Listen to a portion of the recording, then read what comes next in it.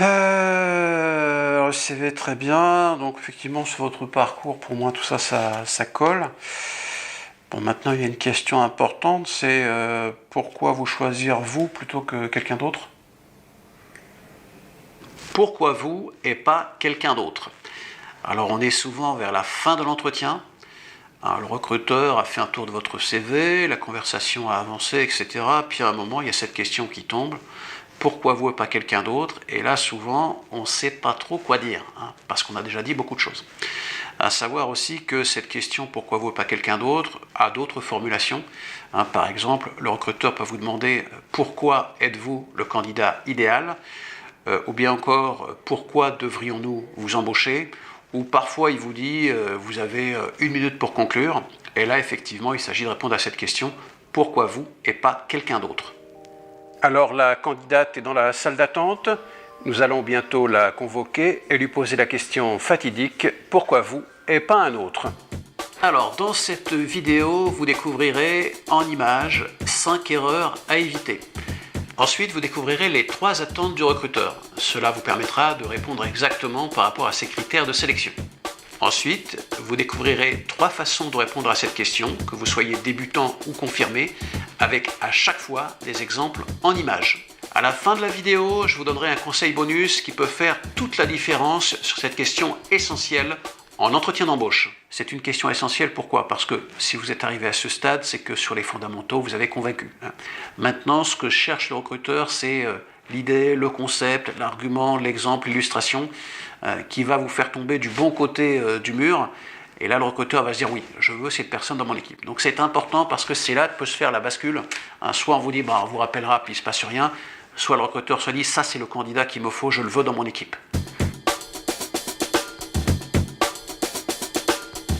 Alors nous allons retrouver notre candidate et donc lui poser la question fatidique « Pourquoi vous et pas quelqu'un d'autre ?»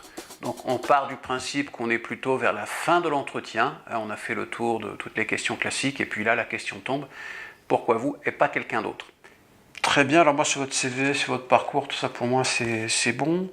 Maintenant j'ai pas mal de candidates pour ce poste.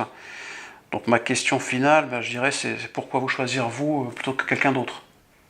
Pourquoi moi? Eh bien parce que je connais bien Facebook et Instagram. Alors là, quelle est l'erreur? C'est de partir sur quelque chose qui est anecdotique. Bon, je connais bien Facebook, je connais bien Instagram. Bon, tout le monde aujourd'hui connaît bien Facebook ou Instagram. Ce n'est pas forcément une compétence professionnelle. Donc méfiez-vous des choses anecdotiques qui finalement pourraient vous desservir. Si vous résumez simplement votre parcours, vous ne marquez pas de points, vous n'en perdez pas. Mais si vous partez sur un truc vraiment anecdotique, sur un détail, là le recruteur se dit cette personne est complètement à côté de la plaque. Découvrons maintenant la deuxième erreur, toujours en image avec notre candidate. Pourquoi moi? Eh bien pour ma formation, mon parcours et ma motivation. Pourquoi moi? Eh bien parce que je suis quelqu'un de motivé, de curieux et qui aime apprendre. Pourquoi moi? Eh bien parce que j'ai un bon relationnel avec les gens et je suis quelqu'un qui est vraiment à l'écoute. Là, quelle est l'erreur?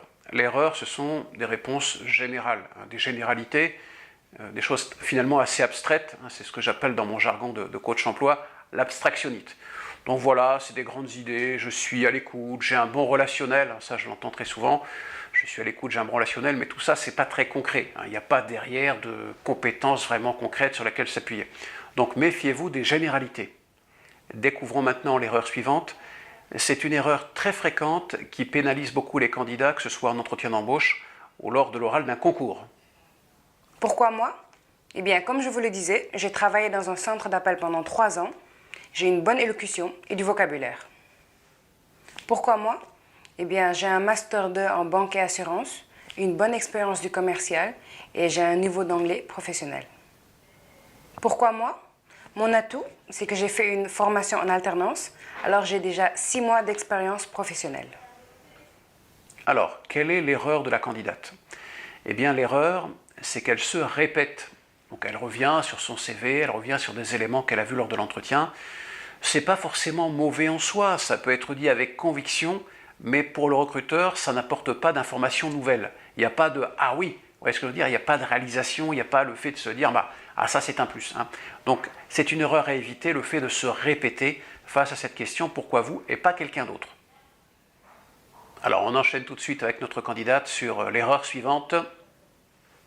Pourquoi moi et pas quelqu'un d'autre? Eh bien, je ne sais pas, je ne connais pas les autres. Pourquoi moi et pas quelqu'un d'autre? Eh bien, les autres candidats n'ont certainement pas la même connaissance du marché que moi. Alors là, pas du tout. Pourquoi moi et pas quelqu'un d'autre? Eh bien, parce que moi, je suis sortie majeure de ma promotion et pas les autres. Quelle est l'erreur? Là, l'erreur, c'est de parler des autres. Autrement dit, c'est de prendre le recruteur au pied de la lettre. Je ne connais pas les autres, ou les autres sont tous des mauvais. Alors, soit on pêche par excès de modestie, je ne sais pas, je ne peux pas me situer, soit au contraire, on pêche par excès d'orgueil. C'est moi le meilleur et les autres sont tous des nuls. Donc, moins vous parlez des autres, mieux c'est, parce que moins vous parlez des autres, plus vous parlez de vous, et plus vous avez d'espace pour argumenter. Alors, nous passons à l'erreur suivante, qui est une erreur que je déteste, mais je déteste cette erreur. Je vous laisse juger par vous-même. Pourquoi moi? Eh bien, parce que je le vaux bien. Pourquoi moi? Eh bien, parce que je suis la meilleure. Pourquoi moi? Eh bien, embauchez-moi et vous le saurez. Alors, quelle est cette erreur? Cette erreur, c'est la réponse boutade. On balance une boutade, on balance une vanne. C'est pas forcément l'endroit, un entretien d'embauche ou un oral de concours. Et sur le fond, ça veut dire je ne veux pas répondre, j'en ai rien à dire, j'ai rien de particulier à apporter. Donc j'essaye de m'en tirer par une pirouette, un petit peu à la séduction. Non, pour moi, c'est vraiment quelque chose de rédhibitoire. Faire ce type de réponse, c'est appuyer direct sur le bouton du siège éjectable. Donc à proscrire absolument les réponses boutades.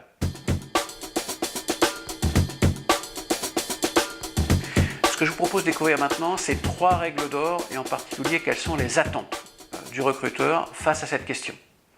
Première attente du recruteur, il veut du nouveau, il ne veut pas du réchauffé, en particulier il ne veut pas de formulation du style « Ah, comme c'est marqué dans mon CV » ou « Comme je vous le disais tout à l'heure », il veut de la nouveauté, il veut la cerise sur le gâteau.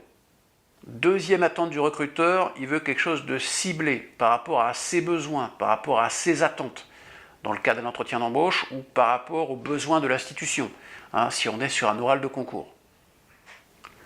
Troisième attente du recruteur, il veut du ciblé, du factuel, il ne veut pas des généralités. On peut amener quelque chose de général si on n'a que ça, mais il faudra tout de suite derrière un exemple concret, pratique pour illustrer, pour apporter de la matière.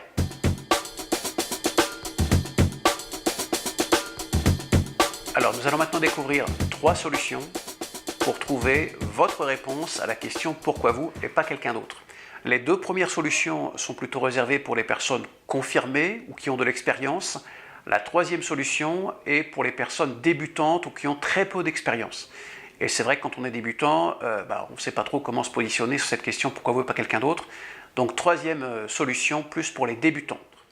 Et à la fin de cette vidéo, je vous donnerai un conseil bonus qui pourra vous aider vraiment à créer un effet « Waouh !» sur votre candidature.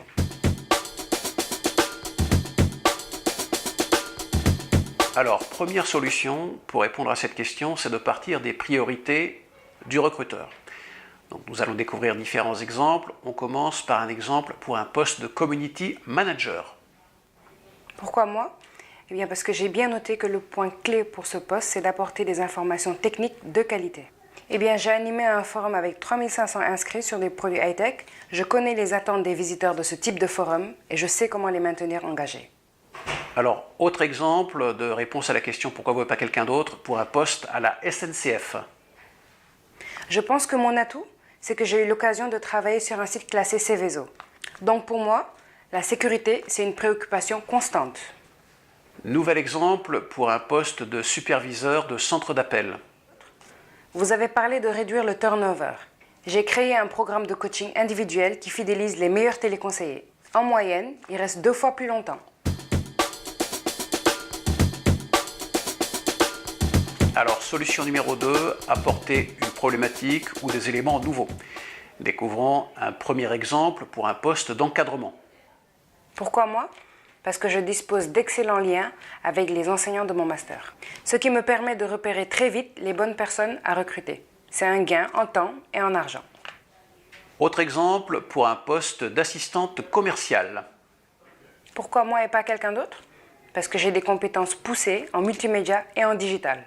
Je sais tourner et monter des vidéos, réaliser des infographies, créer des sites internet simples, promouvoir du contenu sur les réseaux sociaux. Découvrons maintenant un exemple pour un poste d'éducateur spécialisé. Pourquoi moi et pas quelqu'un d'autre? Eh bien, mon atout, c'est que j'ai eu à travailler avec des jeunes mineurs isolés étrangers. Cela m'a permis d'apprendre à créer des liens avec des jeunes en perte totale de repères.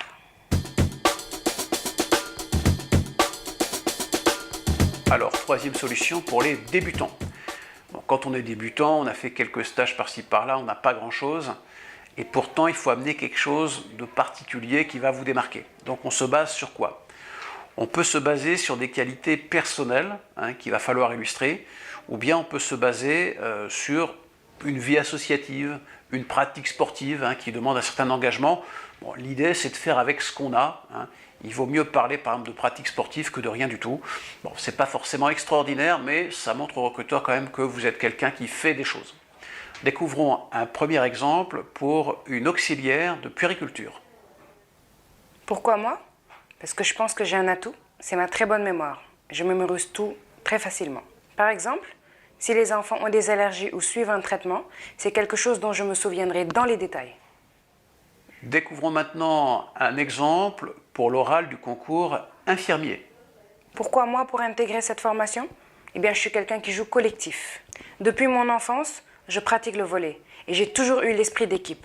Et c'est dans cet état d'esprit que je souhaite intégrer cette école. Alors, je vous propose maintenant un exemple pour un poste dans la fonction publique territoriale ou la fonction publique d'État, un poste centré, je dirais, sur l'intérêt commun. Pourquoi moi et pas quelqu'un d'autre? Parce que je suis quelqu'un d'engagé dans tout ce que je fais. J'habite une commune de 1200 habitants et je suis très investi. Je m'investis sur l'aide aux personnes âgées, le soutien scolaire. Je suis une personne très engagée. Donc voilà pour les exemples de réponses à cette question « Pourquoi vous et pas quelqu'un d'autre ?» et la manière de trouver des réponses qui correspondent à votre situation. C'est une question difficile parce que c'est une question qui vient en fin d'entretien. On a déjà montré la plupart de ces cartes. Donc difficile d'amener quelque chose de nouveau qui va surprendre le recruteur. Et c'est encore plus difficile lors de l'oral d'un concours. Parce que dans un entretien, il y a un dialogue, il y a un échange. Vous pouvez rebondir sur telle ou telle chose. Dans l'oral d'un concours, on est plus sur une situation asymétrique. Bon, on vous pose des questions et vous répondez. En coaching oral de concours, il m'arrive de passer 15 ou 20 minutes avec mes clients pour trouver une réponse qui soit pertinente, originale, ciblée. Donc c'est beaucoup moins évident pour les oraux de concours. Un dernier conseil. L'inspecteur Colombo dit une dernière question. Moi, c'est plus un dernier conseil. Au travers de cette question, vous êtes aussi jugé sur votre enthousiasme, sur votre niveau d'énergie. Donc ce qui est important, c'est d'avoir un ton affirmé, qui montre que vous êtes là, vous en voulez, vous avez faim. Et ça veut dire quoi aussi? Ça veut dire qu'il ne faut pas faire trop long. Pourquoi vous, pas quelqu'un d'autre? Écoutez, je pense que j'ai un atout, boum, boum, boum, avec de la force, de l'énergie dans la voix, de la conviction. On peut partir sur un atout, voire deux atouts, mais il ne faut pas faire trop long, il faut rester compact, parce que c'est aussi un test sur votre niveau d'envie, sur votre niveau d'énergie. Je suis Yves Gauthier, coach emploi, je prépare aux entretiens d'embauche, aux oraux de concours. Pour plus de ressources, je vous invite à visiter mon site entretienembauche.tv. Merci, à bientôt. Et bonne chance pour vos entretiens.